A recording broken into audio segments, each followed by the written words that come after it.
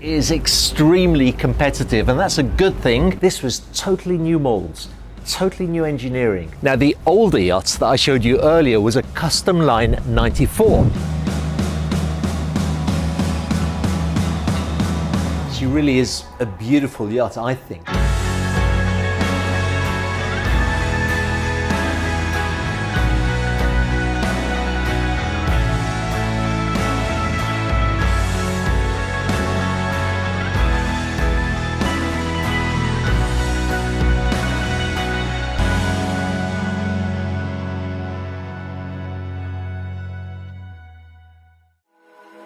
The sub €10 million 100-foot production yacht market is extremely competitive, and that's a good thing if you're thinking of buying something in that niche right now.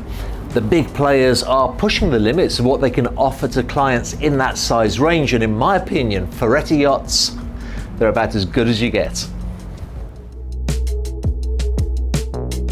And as good as you can get is very good indeed. In fact, it is sensational. Approaching the transom of the yacht, you can already see examples of how the fierce competition amongst builders has pushed the limits of what you can offer in 100 feet of yacht. Where older models presented a flat transom door, now the new generation of Ferretti yachts has a delightful waterside seating area that really is usable, and when not in use, this area lifts up, the swim platform lowers, and a Williams 445 tender can be easily launched and retrieved from here.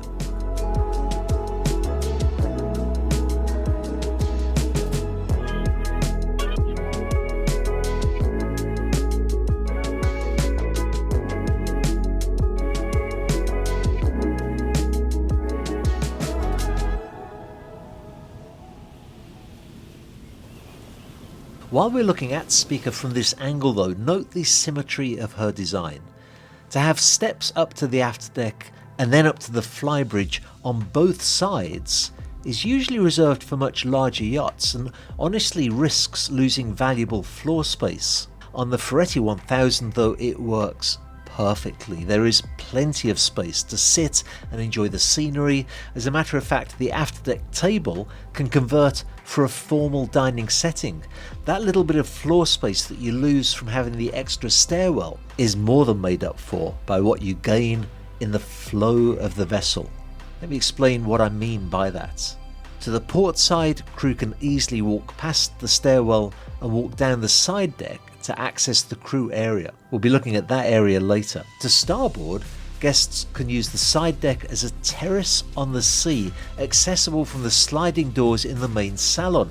Again, an area that we should look at later. When the side stairwells are used, the sun deck of course is easily accessible, but also a glorious foredeck can be reached directly from the sun deck. Now back in the day, one would have to walk down from the flybridge to the aft deck and then all along the side deck to get to the foredeck. And to be honest, back in the day, the foredeck probably wasn't worth visiting it anyway. Just look at the transformation in the modern Ferretti 1000 though. Whilst the older model of this size stuck a single sun mattress on top of the forward superstructure, almost as an afterthought. Now, a beautifully designed and seamlessly integrated sunbathing area has been designed with space for drinks and snacks to either side. A little further forward and down a couple of steps, and we also find a very well proportioned seating area with tables for snacks. And if you wondered what route the crew may take to serve you those snacks, a pantograph door to the side of the flybridge helm station creates a shortcut for them. We wouldn't want the ice to melt in your margarita before it gets to you. The flybridge of course sits forward of a magnificent sun deck. When I said earlier that this is an extraordinary example of the Ferretti 1000, I was quite serious, and we'll take a look at some of the extraordinary features up here a little later. First though, feast your eyes on this glorious deck space in a glorious setting on a yacht that is simply glorious.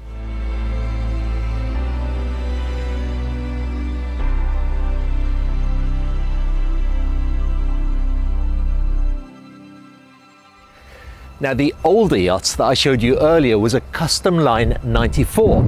Custom Line being a part of Ferretti Group, and 94 of course closest to this size range. So I do feel obliged to say that the Ferretti Custom Line 94 was and is a fantastic yacht. Absolute best in its class in its day. But its day was 20 years ago, and it is incredible the advancements that Ferretti have made since then. Advancements in aesthetics, of course, technology, of course, but maybe above all, advancements in finding solutions that will allow owners and their guests to enjoy the yachts even more.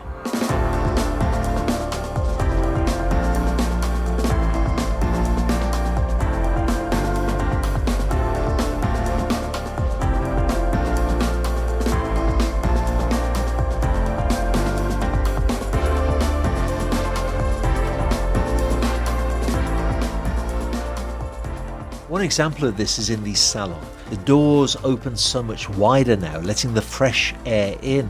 Windows are so much bigger, allowing more light in. And the full height windows to the starboard side slide open to transform a functional side deck into a magnificent terrace on the sea. Well, you know, for the rest of this walkthrough part of the video, I think it would be great if you could just take a look at the yacht on your own, without me following you around and talking to you all the time. Then when you've finished, let's meet back up here, because I'm really interested in telling you about some of the features on this yacht that I believe make SPICA stand out from the crowd.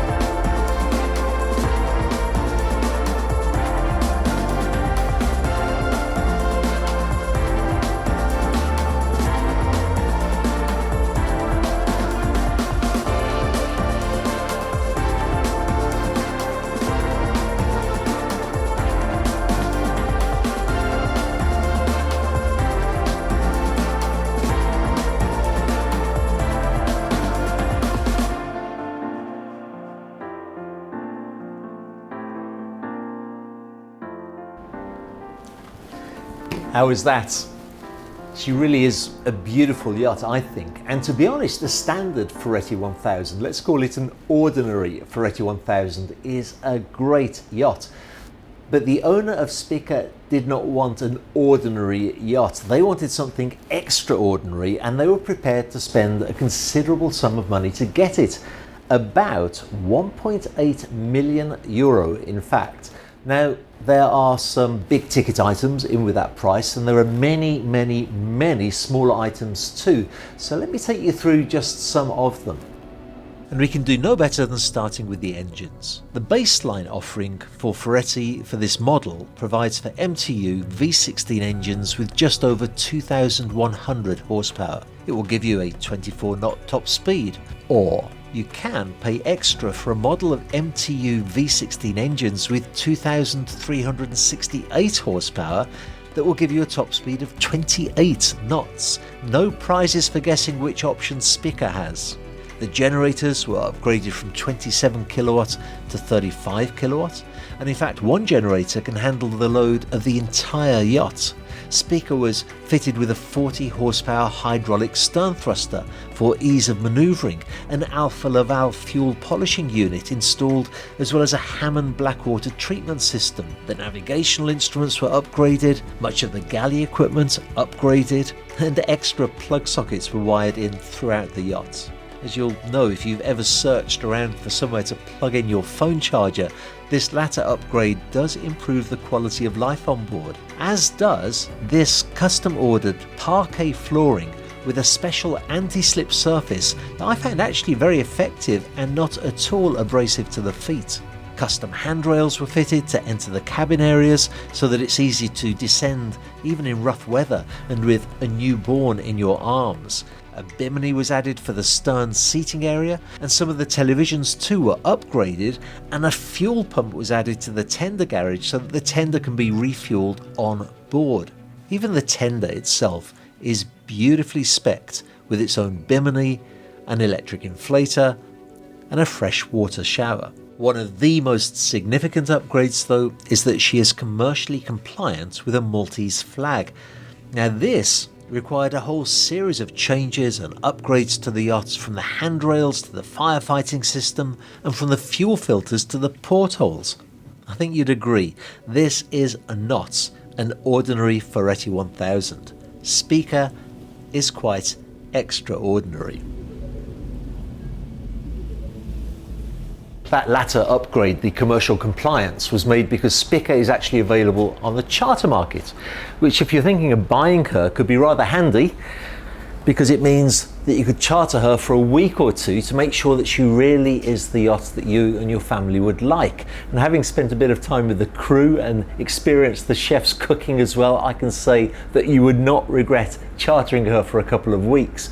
But actually that's not the reason that I think that SPICA stands out in that sub 10 million euro 100-foot production yacht market. Ferretti say that when they released this model, it was the result of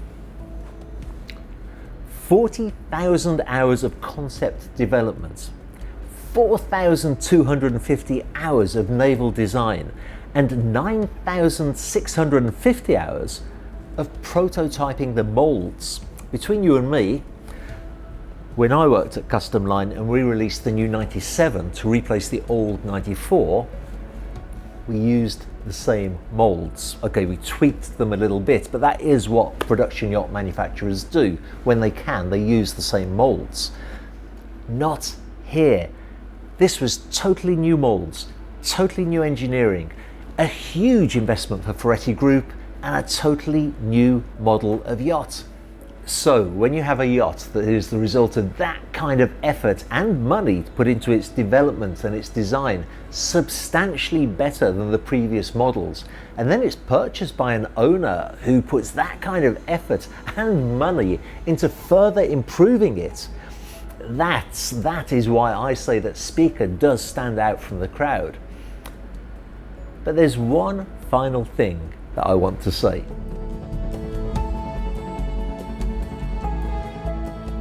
At the end of these videos, I always give you the contact details of the broker that you should contact for more information. In this case, it is Vassilis.Fotilas, who I've known for years, a great guy and very knowledgeable.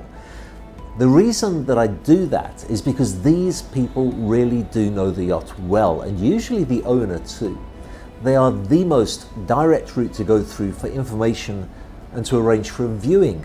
Vassilis met with me to discuss SPICA. He called me yesterday and today to make sure that we had all the information that we needed to inform you of what makes this yacht so special.